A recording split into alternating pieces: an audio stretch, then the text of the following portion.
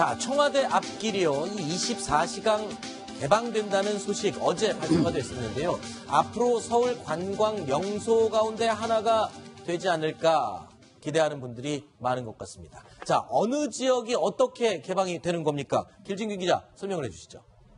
네, 지금 청와대를 보시면 화면이 나오고 있죠. 네. 지금 왼쪽으로 나와 있는 인왕산 분수대 광장부터 쭉 올라가는 길들이 다 지금 가보시면 경찰의 검문을 받고 들어갈 수 있습니다. 네네. 그 자리들을 이제 24시간 개방하겠다는 그런 얘기입니다. 네. 그러니까 지금도 낮에는 갈 수가 있습니다. 네. 낮에 일과 시간에는 이 분수대 광장에서 춘추관 앞까지 이 청와대 정문을 바라볼 수 있는 곳을 지나다닐 수가 있는데 지금까지는 이제 해가 떨어지고 일과 시간이 지나면 이 대략 한 오후 8시 정도로 이렇게 이 시간이 이게 정해져가지고 그 시간이 되면은 이제 어느 누구도 허가받은 차량이 아니면 차량 통행도 안 되고요. 일반인도 거기에서 걸어서 이 청와대 이 정문을 통과할 수 없게 지금은 막았는데 앞으로 이 청와대 앞길을 개방하겠다 이런 방침을 밝힌 겁니다. 네, 이 검문을 전혀 안 하고 이러면 좀 보안상 위험하진 않을까 싶은데 뭐 그거에 대한 최소한의 대비는 돼 있는 겁니까? 그래서 지금 이 경호실에서 열린 경호를 추구하고 있기 때문에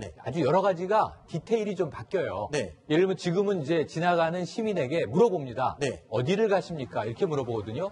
근데 갈 곳은 청와대밖에 없어요. 분수광장하고 두 군데가 답니다, 목적지는. 그런데 앞으로 경호원들이 안녕하십니까? 이렇게 물어본다는 거예요. 그러니까 인사를 하면서 부정적으로 발언하지 않으면서 동향을 감시하겠다, 파악하겠다 이런 의도를 가지고 있는데 지금 더 위험해지는 것 아니냐. 물론 이제 행인들은 많이 늘어날 것 같습니다. 특히 이제 늦은 밤에도 산책 나온 행인들이 있을 수 있습니다. 다만 경호는 보이지 않게 더 강화되겠죠. 네. 자, 이 최영일 시사평론가께서 오늘 함께 하셨는데 제가 인사드리는 걸 깜빡했습니다. 자, 시청자 여러분께 최영일 시사평론가 오랜만에 모습을 보여주셨습니다. 오늘 좋은 말씀 부탁드리겠습니다. 고맙습니다. 네. 자, 그런데 청와대 앞길 24시간 개방이 되긴 하는데 알 건 알고 가야 되겠죠. 어떻게 알고 가야 되는지 저희가 몇 가지 주의사항, 지켜야 할 사항들을 표로 준비해봤습니다. 한번 보시죠. 자, 먼저 가능한 것들과 가능하지 않은 것들 설명을 해주시죠. 가능한 것 먼저 말씀드릴게요. 청와대 배경 사진 촬영은 되는 것이고 어느 각도에서나 다 가능한 그렇죠. 겁니다. 심야 산책도 되고 야간 데이트도 됩니다. 요거는 주로 이제 세 가지가 다 한꺼번에 할 수 있는 거네요. 경험이신가요? 모르겠습니다. 안 되는 거를 말씀드릴게요. 드론 촬영 안 되고 경비 초소 촬영 안 되고 과속 안 됩니다. 제한속도 시속 40km 하는데 딱 보면 뭐가 안 되는 것 같습니까?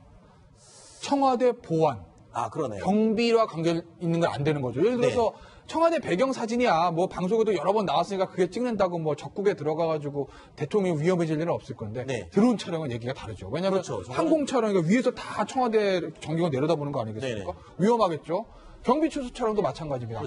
그 경호할 때 적들이 침투할 때 가장 중요한 게 어디 경비가 있고 이런 거잖아요. 영화 많이 보면요. 그러니까 경비소도 촬영은 당연히 안 되는 것이고 과속이야 뭐 청와대랑 상관없이 학교 앞도 과속은 안 되는 거죠.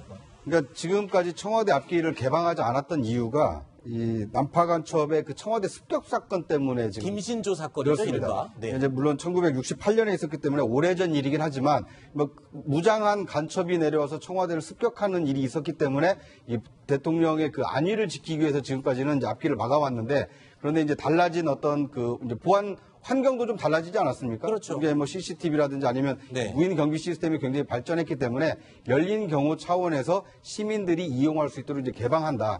이런 차원이기 때문에 개방은 하되 보안에 있어서 위협이 될 만한 요소는 철저하게 막는다. 이런 점을 좀 유의하실 필요가 있습니다. 그런데 이 역대 대통령들이 청와대를 개방하기 위한 노력이 계속 있었다면서요. 과거에도 대통령들이 좀 열어주고 개방하고 하려는 노력들, 어떤 노력들이 있었나요? 그렇습니다. 특히 김영삼 전 대통령 때 그런 시도가 많이 있었습니다. 김영삼 전 대통령 역시 YS 차림으로 수석회의를 하고 왜냐하면 군사정권 이후에 최초의 문민정부를 추진하지 않았습니까? 많은 탈권위적인 모습을 보였고요. 그중 대표적인 것 중에 하나가 지금 지나가고 있는 청와대 앞길, 아까 말씀드렸지만 저녁 때까지만 갈 수 있는 그 길을 개방한 건 김영삼 전 대통령이고요. 많이들 가고 계시는 인왕산 등산로 역시 지금 김영삼 전 대통령 때 개방을 했습니다. 그리고 노무현 대통령 때 북악산 부분 개방한 게 있는데요. 그건 그 청와대 뒤편입니다. 김신조 그 간첩이 그쪽으로 넘어왔거든요. 가보시면 지금도 그 소나무에 총알 자국이 있는데요. 그 부분을 이제 노무현 전 대통령 개방을 했고요. 근데 막상 개방할 때 보니까요. 김영삼 전 대통령이 청와대를 들어가 보니까 그 앞에 있었던 전 대통령들이 청와대 안에서 골프를 치고 있었다는 겁니다. 네네네. 그래서 뭐 골프로 퍼팅 연습도 하고 거기 뭐 헬기 자광 연결된 곳에서는 이렇게 모래도 쌓아서 벙커 샷 연습도 하고 그러다 보니 이 친 골프공이 밖으로 나가서 뭐 경비초소로 날아가서 군인들이 다시 집어서 경호원들이 다시 집어서 회수하고 이런 일들이 벌어지니까 김영삼 전 대통령이 경로를 하면서 당장 다 없애라. 이래가지고 그때 유명했던 녹지원의 골프 연습장이 없어지고 거기가 이제 조깅 트랙으로 바뀌어서 김영삼 전 대통령이 이제 조깅을 하기 시작을 하죠. 그 하나 좀 첨부를 하자면요. 김대중 대통령 때는 이제 경내 관람을 시작을 했습니다. 그러니까 일반인들이 춘추관을 통해서 옆문으로 들어가서 녹지원을 거쳐서 상춘제를 거쳐서 앞에 이제 본관 앞에서 기념 촬영을 하고 이제 영빈관 쪽으로 빠져나오는 그러니까 어떻게 보면 이제 청와대 경내를 이렇게 그 종으로 횡단하는 이런 그 경내 관람을 이제 시작을 했었고요. 노무현 전 대통령 때는 그 경내 관람을 상당히 활성화했습니다. 그래서 지방에 있는 뭐 초등학생이라든지 이런 학생들이 서울로 수학여행을 왔을 때 이 청와대 관람 코스가 필수 코스일 만큼 그러니까 그 청와대 경내를 개방하기 위해서 역대 대통령들이 상당히 좀 노력을 했습니다. 그랬다가 이명박 대통령, 박근혜 대통령 시절을 거치면서 이제 조금 이렇게 위축이 됐었는데 이번에 문재인 대통령 시대를 맞아서 하루 24시간 그 앞길을 이제 개방한다. 어떻게 보면 이제 열린 경우에 이 상징적인 조치다 이렇게 볼 수 있을 것 같습니다. 근데 그 청와대 안에 있던 골프장 지금은 없어졌지만 아니 골프가 무슨 골프공이 야구공도 아니고 그걸 다시 주소라고 그러는 걸 시켰는지 좀 이해할 수가 없네. 그때 시대에나 있었던 그런 일인 것 같습니다. 그런데 이 청와대 내부 이야기를 잠깐 해봤는데요. 그 앞길, 청와대 앞길 이번에 24시간 개방된 앞길로 좀 밖으로 나와 보면요 상황이 좀 달라집니다. 이 근처에 지금 농성 천막들이 생기기 시작했다고요? 구자홍 차장. 어떤 천막들입니까? 그 22일이죠. 그 민주노총 소속 투쟁사업장 공동투쟁단, 투쟁단, 이른바 이 공동투쟁단에서 이렇게 농성 그늘막을 설치를 했는데요. 그 설치 장소가 이 청와대 경내, 그러니까 청와대를 출입하기 위한 그 바리케이트가 쳐져 있는 곳으로부터 불과 이 100m만 떨어져 있었기 때문에 이 해당 관청인 종로구청에서는 이 도로법상 불법 시설물이다. 시민 통행의 불편을 초래하기 때문에 철거해라라고 이제 요구를 했고요. 그에 반해서 이제 공동투쟁단 측에서는 이 사방에 뚫려 있기 때문에 통행에 불편을 주지 않는다. 그리고 집회를 신고를 했고 이 경찰과 협의한 후에 통행로를 마련하겠다라고 하면서 지금 그 대치하고 있는 상황인데요. 어떻게 보면 청와대 앞길을 개방하는 것은 그 이용하려는 시민들에게 굉장히 반길만한 일이지만 어떤 일부 이제 그 시민단체라든지 아니면 어떤 운동단체에서 저렇게 점거를 하게 되면 이용하려는 시민들에게 이제 불편을 초래할 수 있기 때문에 어떻게 보면 개방에 따른 부작용이 우려되고 있는 상황이다. 이런 얘기가 나오고 있습니다. 일단은 뭐 이 요구사항을 좀 더 전하기 위해서 그런 이제 하는 행동들인데 다 같이 사용하는 공간이기 때문에 거기에 만약에 천막으로 점거를 한다면 그럼 조금 불편함이 없지 않겠어요. 이걸 뭐 법적인 잣대를 들이대면은 치울 수도 있는 거 아닌가요? 지금 저 법적으로 들이댈 수 있는 건 적어요. 집시법을 들이댈 수 있는 건 아니고 지금 시위도 1인 시위 형태고 그리고 100m 넘었기 때문에 그 집시법을 적용할 수 있는 것도 아닌데 집회를 한다 하더라도 도로법상 결국 불법 시스템은 저 얘기거든요. 저는 이거를요. 저 공동투쟁단 측에서 문재인 대통령이 그동안 안 하던 청와대 앞 개방을 왜 했는지 그 취지를 한번 생각해 볼 필요 있을 것 같아요. 열린 청와대를 지금 추구하고 있잖아요. 그런 서울 시민들 또는 전국에 있는 국민들이 와서 대통령과의 거리를 좀 줄이겠다. 미국 보면 백악관 앞에다 개방하지 않습니까? 그렇죠. 그렇게 열어놓은 거지. 뭐 본인들의 의견을 전달하고 싶은데 욕구는 뭐 이해는 하지만 그거 하라고 대통령 만들어 놓은 건 아니거든요. 그러니까 저게 아마 종로구에서도 대통령 뜻이 잘 뭔지 모르니까 저걸 철거해야 되나 뭐 어때나 굉장히 좀 주저주저 하고 있을 것 같은데 저는 뭐 이참에 저 부분에 대한 것들은 좀 청와대도 좀 정리해줬으면 바람이 있어요. 진짜 왜 대통령이 그 앞을 개방했는지 취지를 우리가 이해해야죠. 좋게 받아들이죠, 왜? 그러니까 열린 청와대 정책을 저렇게 이제 천막을 쳐서 그 장소를 점거하게 되면 이제 악용하게 되는 것이 되는 거고요. 이 과거 지금 뭐 백악관이라든지 이런 공간에서 보면 천막을 쳐놓고 농성하는 사람은 없지만 1인 시위대는 상당히 많이 있거든요. 그러니까 자기의 의사를 표시하는 것은 자유민주주의 국가의 어떻게 보면 권리이기 때문에 뭐 청와대 앞에서라고 해서 시위를 못하는 것은 아닙니다. 다만 이제 그걸 효율적으로 이용하려고 하는 사람들을 방해하지 않는 수준에서 적절하게 하는 어떤 타협점이 좀 나와야 되는 시점이 아닌가 하는 생각이 듭니다. 사실요, 이 24시간 청와대 앞길을 개방하기 전부터 문재인 정부가 들어서자마자 청와대 앞 분수대 근처에는요, 1인 시위대의 사람 수가 부쩍 는 게 사실입니다. 최근에 언론에서 보도도 많이 해드렸었고요. 그래서 1인 시위대의 한 분 이야기를 직접 들어보겠습니다. 예, 많이 늘었습니다. 많이 왔을 때는 40명 정도까지 늘어났습니다. 박근혜 대통령이 나갈 때는 경찰들이 막 40~50명이 이렇게 와서 접근하기도 어렵게 만들고 또 위협도 하고 그리고 에워싸기도 하고 문재인 대통령님께서 소통하는 모습 그리고 따뜻하게 대해주시는 모습들 그리고 낮은 경우 열린 경우를 하는 모습들을 보고 소문이 많이 난 것 같습니다. 자, 그런데 청와대가 지금 열린 청와대를 추구하면서 청와대 앞길뿐만 아니라 저도 그러니까 대통령들의 휴양지, 역대 대통령들의 휴양지, 특히 박근혜 전 대통령이 이쪽에 휴가를 가서 또 더 유명해졌었죠, 일반인들에게. 그러니까 취임 첫 해였죠. 여름의 저도의 추억. 사진이 있습니다. 근데 여기를 개방한다는 거잖아요. 거기를 완전히 개방해버린다는 건데. 근데 사실은 지금 저도에 청해대라고 불리는 2층 건물이 이제 대통령 휴양지로 돼 있으나. 이승만 대통령이 휴양지로 쓰면서부터 쭉 박정희 정부에서 휴양지였고요. 지금 현재는 공식적으로 청와대 소속은 아닙니다. 아, 그래요? 여기는 국방부 소속으로 해군이 관리하거든요. 그래서 군사 요충지로 불리는데 이 박근혜 대통령은 여기를 이제 어찌 보면 박정희 대통령 큰형의 시절에 휴가했던 기억으로 한번 이제 또 갔던 거죠. 근데 여기를 완전히 개방한다는 건데요. 사실은 이 저도가 대통령 휴양지에서 개방된 것은 김영삼 대통령 시절이에요. 김영삼 대통령 시절에 대통령 휴양지가 4군데가 있었는데 사실은 청남대를 빼고는 모두 다 대통령 휴양지에서 해제를 했었습니다. 그래서 그런 면에서는 대통령 휴양지는 아닌데 무엇이 새로워진 점이냐? 저도를 개방한다. 청와대 앞 분수대를 시민들에게 개방하는 것처럼 청남대도 지금 시민들이 마음대로 이제 산책하고 들어가 볼 수 있습니다. 마찬가지로 청해대, 저도도 시민들에게 개방하겠다라고 하는 정책이 좀 달라진 점입니다. 알겠습니다. 자, 이 청와대 앞길 24시간 개방 이 내용 얘기를 해봤는데요. 또 이제 청와대 이 직원들 월급이 이제 나오는 때가 됐다 그래요. 그러면서 이제 청와대 물품 구입비 얘기가 오늘 또 언론에 보도가 됐습니다.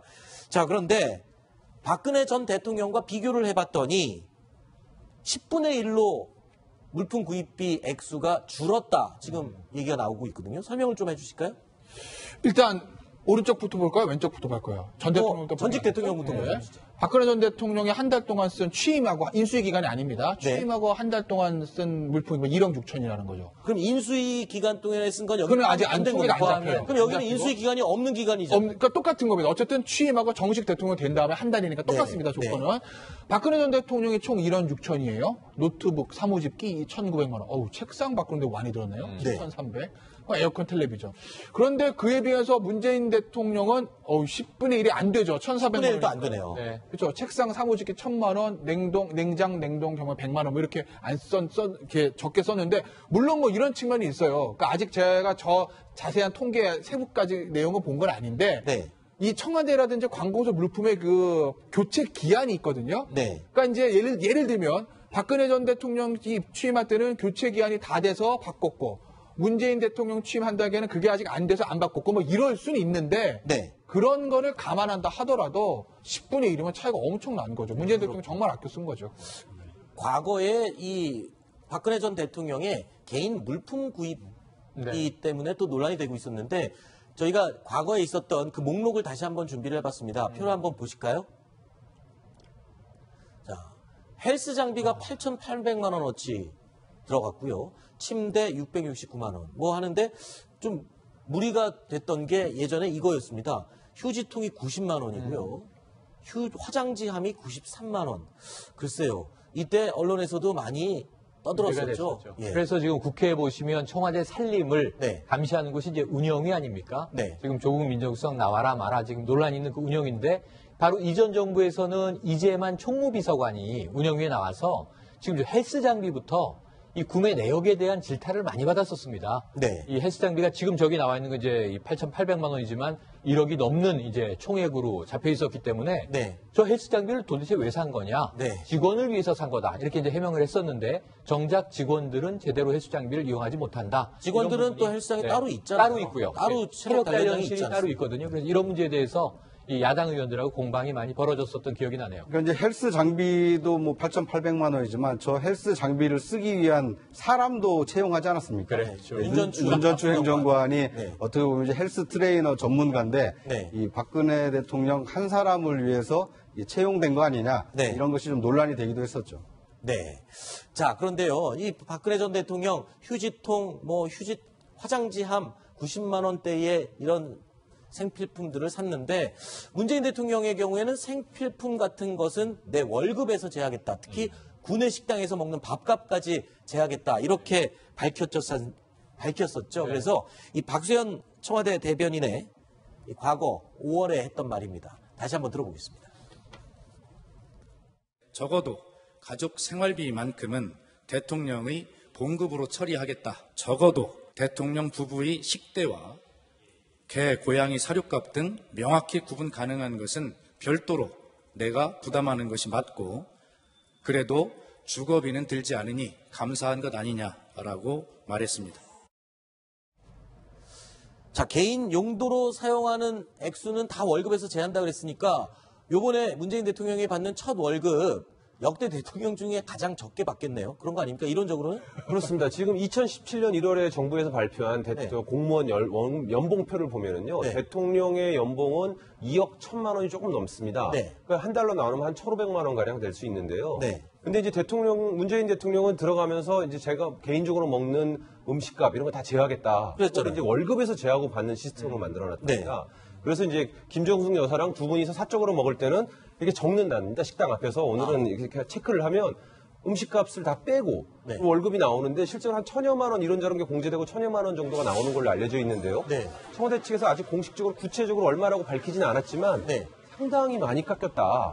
그런 얘기가 지금 흘러나오고 있습니다. 왜냐하면 그렇군요. 밥값을 저녁에 부인하고 먹는 것들 다 제하다 보면 네. 한 끼에 10,000원 이상은 들어갈 거 아니겠습니까? 네. 그러다 보니 상당히 많은 액수가 식대로 깎였다 이런 얘기가 지금 흘러나오고 있습니다. 잠시만요. 꼭 네. 또 하나 궁금한 게 있는 게요. 김 기자님, 어제 날씨가 덥다고 김정숙 여사가 청와대 기자실에 화채를 잔뜩 만들어갖고 갖고 왔잖아요. 그 화채값은 그러면은 그것도 대통령 봉급에서 제하는 겁니까? 그건 이제 이부속실, 김정숙 여사가 이부속실 기자들 위해서 쓴 거기 때문에, 네네. 소위 얘기하는 이부속실에도 물론 특수활동비 이런 게 있거든요. 네. 그런 걸로 처리했는지, 김정숙 여사가 개인 사비로 했는지는 모르겠습니다만, 네. 그건 김정숙 여사 기자들 얘기했고요. 또 한 가지 재미있는 것은 김정숙 여사가 워낙 요리를 잘하지 않습니까? 네네. 그리고 청와대 경내에 과일이 열린 나무들이 쫙 있답니다. 네. 그래서 김정숙 여사가 저것도 화채 재료로 넣어야 되겠다 라고 해서 알아봤는데 거기 이제 농약을 뿌려놔서 정말 쓸 수가 없다. 이래가지고 그냥 수박 화채로 대체했다고 네. 들었습니다. 그런데 원래 지난달 기사예요. 네. 자, 5월 10일에 대통령 취임을 했기 때문에 네. 5월 25일에 첫 월급이 나왔을 텐데 네. 대통령은 온 한 달치 월급은 아니었겠죠. 그렇죠. 이제 이번 6월에 처음으로 이제 이번에 제대로 이제 된 제대로 월급을 받는 첫 건데 달치. 예. 청와대 이제 늘공들, 네. 늘상 공무원들을 하고 계셨던 분들은 네. 매월 받던 급여를 받았는데 줄었다는 거예요. 그건 왜 그런 거예요? 왜 줄었느냐 했더니 특수활동비를 네. 수당처럼 급여일에 같이 지급을 했다는 겁니다. 그러니까 이게 수당이나 용돈처럼 특수활동비를 지급해 왔는데 문재인 대통령이 특수활동비 줄이겠다 그랬었죠. 그랬죠. 그래서 42% 줄이고 53억을 줄였는데 네. 그것이 청와대의 직원들에게 반영돼 있던 부분들이 빠졌다고 하는 거예요. 네. 그래서 청와대에 근무하는 직원들의 월급도 줄었다. 실수령액이 줄은 효과가 난다는 거죠. 그거 줄여서 일자리 공약에 쓰겠다고 그러지 않았나요? 네, 그렇게 한다고 했죠. 그리고 네. 말씀하신 대로 늘공, 다시 말해서 정부에서 파견된 공무원입니다. 네. 청와대 직원이 한 400여 명 되는데요. 네. 그중에 한 300여 명이 이전에 있던 사람들이고요. 네. 한 100여 명이 어공이라고 하죠. 어쩌다 정치에서 있다가 갑자기 같이 들어가신 분들인데 그런 비서관 행정관들은 아직 임명이 안 됐습니다. 그렇죠. 이 신원 조회 기간이 상당히 걸리기 때문에요. 이 사람들은 일을 하고 있지만 아직 임명이 안 됐기 때문에 월급이 안 나옵니다. 그래요? 그래서 지금 지난달에도 못 받았고 제가 오늘도 확인해 봤더니 아직도 못 받았다 오늘도. 그래서 이 사람들에 대해서는 지금 현재 청와대에서 일당 개념으로 자문료 개념으로 네. 얼마씩 하루에 얼마씩 계산해서 월급만큼은 안 되지만 소정의 비용을 교통비도 하고 식비도 해야 되기 때문에 그렇군요. 지급하고 있다고 합니다. 요거는 처음 알았네요, 진짜. 특수활동비도 줄였지만 보통 이제 정권이 바뀌면 그 전에 청와대에서 근무했던 직원들에게는 보통 3개월 정도의 월급을 지급을 했었거든요. 네. 그런데 문재인 대통령이 왜 3개월이나 지급하느냐. 네. 한 달만 주고 더 이상 주지 마라 이렇게 얘기를 했거든요. 네. 그래서 이제 2달치 월급을 줄이게 됐는데 네. 그런데 방금 길 차장이 얘기한 것처럼 청와대에 새롭게 들어가는 어떤 행정관이나 비서관들은 신원조회 기간 동안에는 월급이 지급되지 않기 때문에 그래도 보통 길면 2달 정도가 걸리거든요. 그래서 그 2달 동안 받지 못했던 월급을 이 청와대를 그만두고 나서도 보통 이제 2달이나 석 달 정도 월급을 주면서 이제 보전을 해줬던 건데 이 보전해줬던 것을 갑자기 일시에 깎이게 되니까 사실 이번에 한 달만 받고 2달치를 못 받게 되는 사람들은 과거에 받지 못한 월급을 떼이게 되는 셈입니다. 네. 그렇기 때문에 역대 정부에 있었던 분들은 조금 이건 너무한 거 아니냐 이제 이런 비판의 목소리를 내기도 하고 있습니다. 네, 봉급을 떼인다는 표현은 좀 그러네요. 이거 받지 못하는 거죠. 뭐 청와대가 봉급을 떼먹겠습니까? 네. 그런데 지금 생활비를 문재인 대통령이 이제 빼잖아요. 생필품 비용, 부식 비용들을 이제 빼고 수령을 한다고 해서 그렇게 작아졌는데 그래도 우리나라 대통령의 연봉이 세계적으로 비교해보면 작은 편은 아니에요. 그래서 저희가 표로 준비했습니다. 한번 보실까요? 보시는 대로 1위가 미국의 트럼프 대통령인데 연봉이 4억 5천만 원 정도 됩니다. 근데 부동의 1위예요. 2위로 내려오면 캐나다의 트리도 아주 젊은 총리인데 2억 9천만 원 정도가 되고요. 그리고 메르켈과 일본의 아베 총리가 동급입니다. 똑같습니다. 2억 7천만 원 정도를 수령하고요. 이상하게도 5위가 남아공 주마 대통령이 들어있는데 2억 3천만 원. 그리고 우리나라와 비교하면 이 프랑스의 마크롱 대통령, 신임 대통령이죠. 비슷한데 조금 많습니다. 2억 2천만 원. 우리나라가 2억 1,200만 원. 그런데 놀라운 점은 제일 마지막에 보세요. 중국보다 많이 받네요. 시진핑 국가주석이 연봉이 2,300만 원이에요. 연봉이. 그 대신 막대한 권력을 가지고 여러 가지 여긴 또 공산주의 체제 아닙니까? 그렇죠. 그러니까 이제 연봉 개념이 우리와 다르게 특수활동비라고 할 수는 없겠지만 거의 모든 생활과 관련된 또 직무와 관련된 비용을 국가가 부담하는 것으로 이해할 수 있겠습니다. 우리 대한민국의 대통령이 중국의 시진핑 주석보다 10배의 연봉을 가진 거군요. 네, 알겠습니다.